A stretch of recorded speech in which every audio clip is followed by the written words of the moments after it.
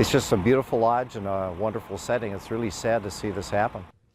Today marks 1 year since the historic Lutsen Lodge on Minnesota's North Shore went up in flames. Ever since, questions about the building's future and the person who owns it have surfaced.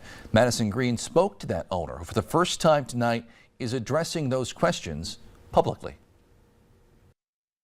1 year after the Lutsen Lodge burned down, owner Bryce Campbell says all that remains is a mix of frustration and hope. Just knowing it's already been a year and there's really been not a lot of headway, it's, kind of discouraging knowing that it's definitely going to be a many-year process to get to the finish line. Campbell says this is not the end of the Lutsen Lodge.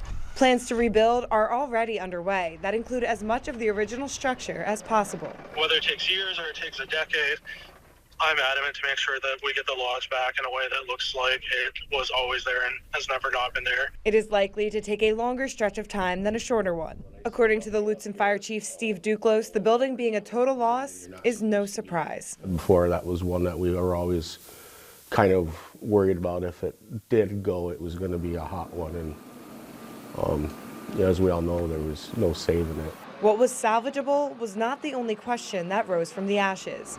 Many have begun to question Campbell's financial past after having civil suits totaling more than about $150,000 filed against him by associations he says also owed him money. And have made, I'd say, decent headway, maybe halfway there.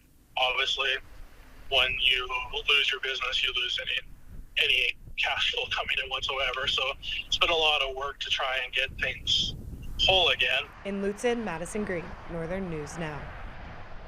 The investigation of the fire itself by the state fire marshal and the insurance company are still ongoing.